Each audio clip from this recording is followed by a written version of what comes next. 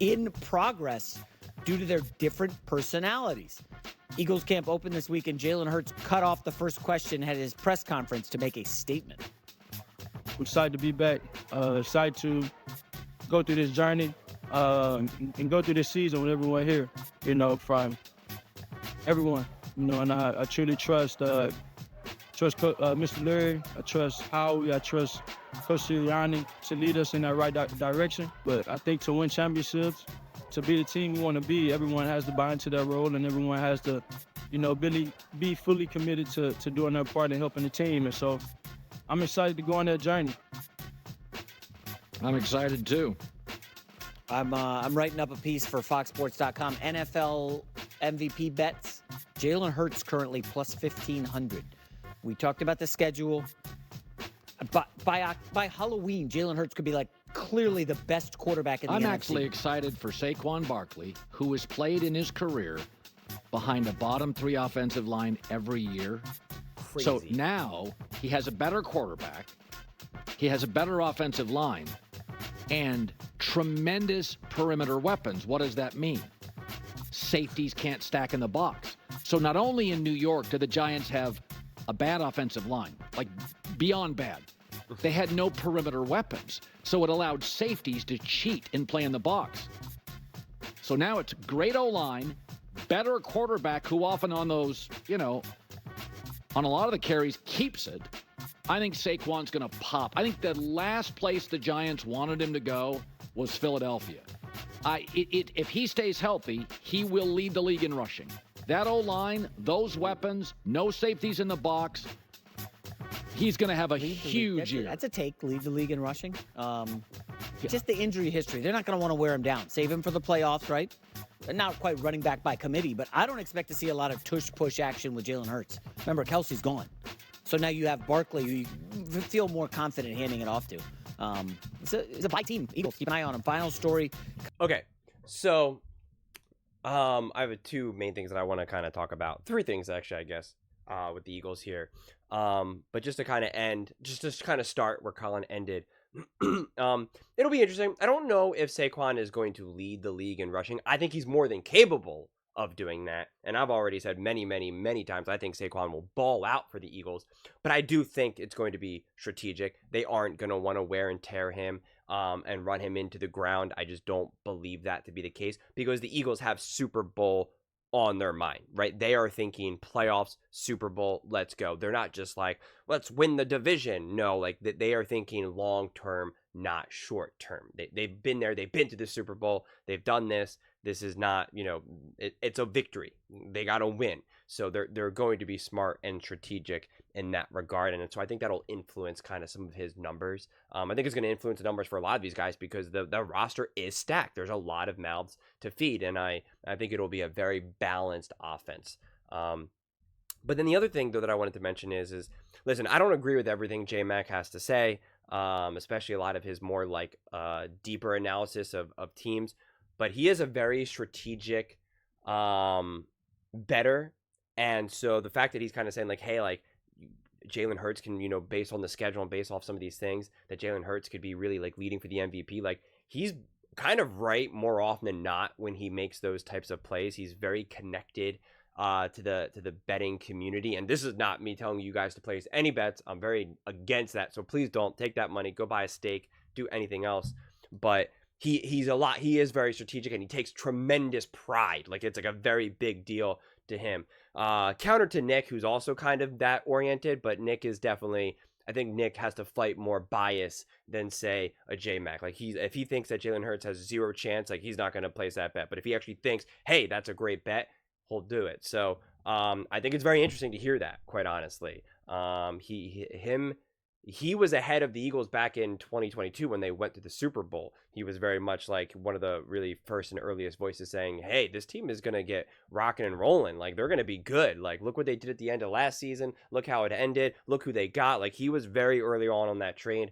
But again, he's not even like an Eagles fan or biased towards that because he rips them all the time. He ripped them at the end of last season. So that's why I think it's just kind of interesting insight.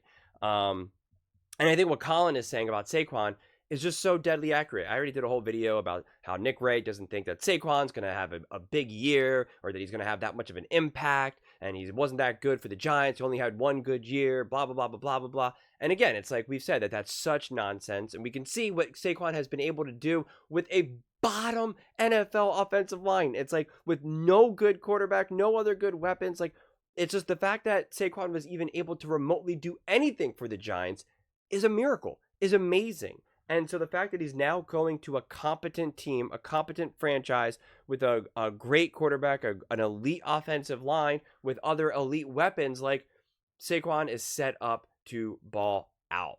It just is. And so, I mean, that is really going to be super, super exciting. And I, of course, can't wait.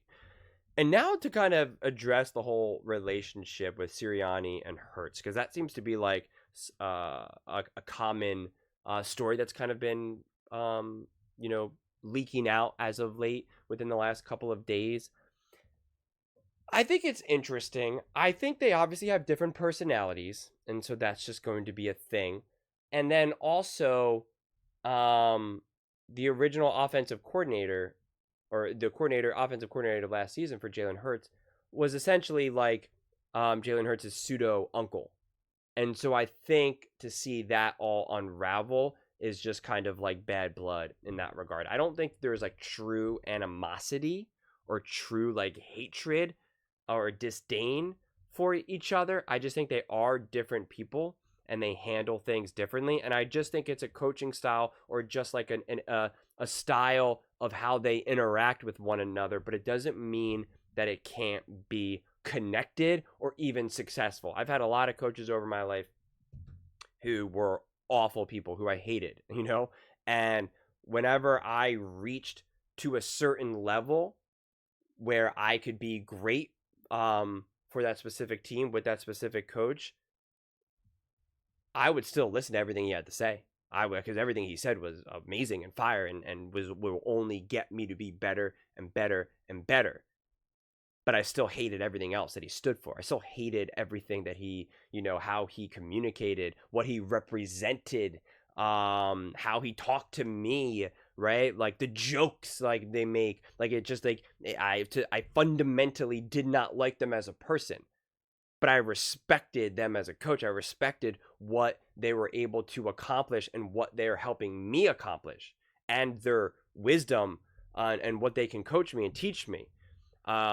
And it's actually surprisingly very easy to separate. It just is. It's actually shockingly very easy to separate. I think it's a little bit different when you're in the pros because you're talking about now someone who's making like hundreds of millions of dollars and they're doing interviews and there's just more at stake, right? Like Heidi was not getting paid hundreds of millions of dollars, sorry to say. So obviously it's going to be a little bit different, especially because the coaches have more power at those other levels relative to, say, the NFL.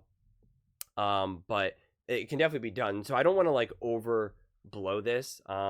Yeah, it would be better if the coach and your QB can get along, right? Like that goes without saying. But I just think this is one of those things that they want to like try to act like is a bigger deal than it actually really is. It's just not too much of a concern of mine, and it just widely reported that people for the most part love Sirianni. I'm not the biggest Sirianni fan. I never was, even from day one personally. But people are the locker room apparently is actually very high on him, and it's kind of widely reported that he essentially would have been fired if it wasn't for the locker room. That they really did go to bat for him, and they want him there. Which is interesting, and sometimes that's accurate, or sometimes that's the locker room gets it right, and sometimes they get it wrong. The locker room apparently really liked Staley, and like that really was not, keeping him around is not the right call. So it's not always the right call to keep a coach that the locker room likes, but it is interesting because I just think Sirianni's personality has the potential to rub people the wrong way because he is very much like kind of like in your face, outgoing in that regard, cocky. He just has a larger personality that you typically don't see with at least a lot of like NFL coaches in that way. It kind of feels like maybe more like D2, D3 or or a handful of D1 schools, but you just don't really see it. And I just feel like Jalen Hurts is definitely cut from like the Andy Reid cloth, right? Like or the Bill Belichick, like just super stoic, not emotional, very reserved, and very calculated with everything they say. And Sirianni just can't be further from that. So I just think you're always going to kind of have that slight friction, but friction does not mean a fracture. And I see it says fractured relationship. And like I said, I believe there's friction, but not fracture. I think that is fundamentally the difference. But those are just my thoughts. I would absolutely love to hear yours.